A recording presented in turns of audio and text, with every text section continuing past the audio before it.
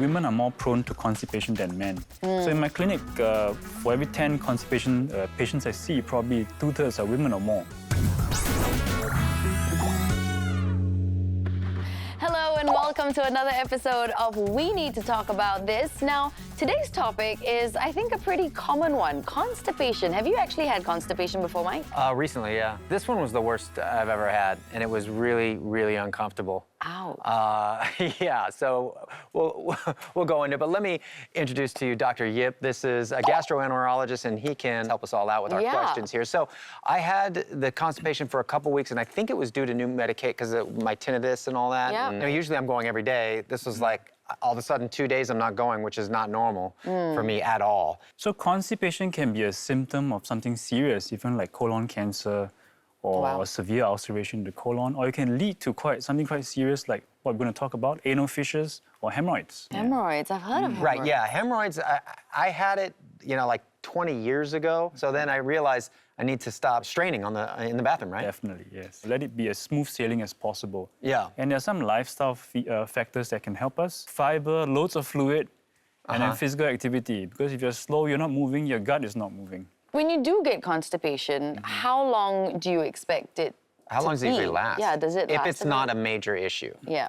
Well, if you're gone on a long trip, long-haul flight, you're constipated for 1-2 days, that's okay. But if it drags on for 1 to 2 weeks, then you should ought to see someone.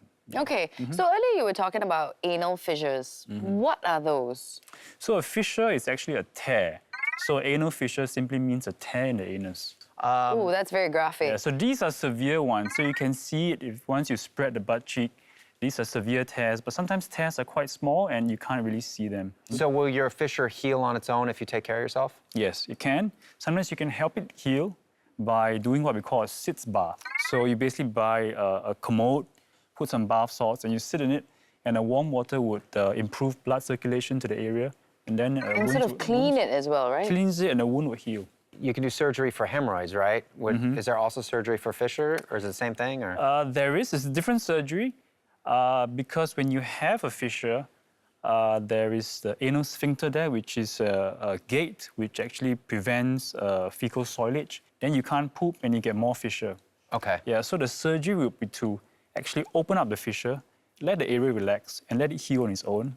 And then it will scar down, and you hopefully won't have any more fissures. You know, a couple of days ago we were talking, it seems like women, they don't go as much as men. So should women be more worried about subsequently having these issues? Yeah, the studies are, women are more prone to constipation than men. So in my clinic, for every 10 constipation patients I see, probably 2/3 are women or more.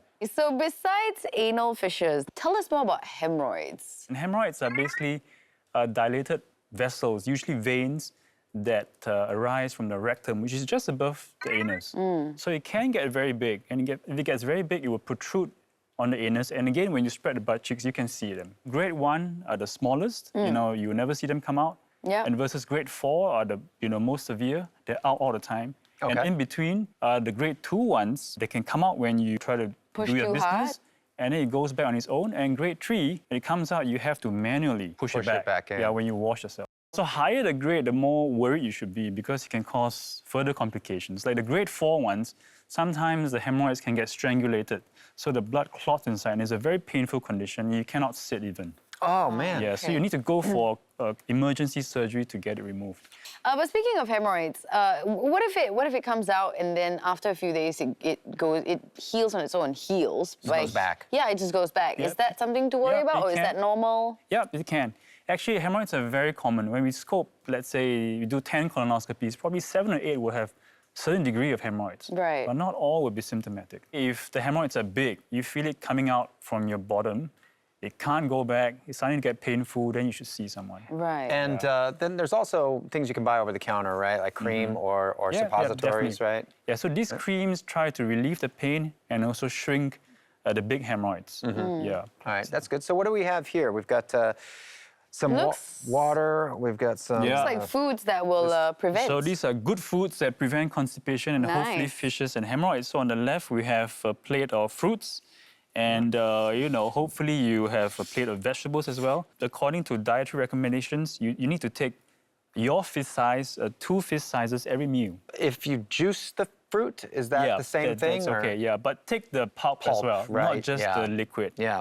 And always remember to take plenty of water, fluids, juices with it. Do, Bread but- is good as well. That's Bread is good, but the wholemeal bread or whole grain breads are even better because a lot Okay. of the seeds and the grains, a lot of fiber, and it's the same as the pulp in the fruits and the vegetables. And is this oatmeal? Yep, oatmeal helps too, and sometimes the rice, take the unpolished rice, and even noodles nowadays. But if I have constipation and then I start eating these foods, will it help or Yeah, it will is definitely it help. too late? No, it it's will not too help. late, yeah, Okay. yeah. And what about lentils? 'Cause I love lentils. Yeah.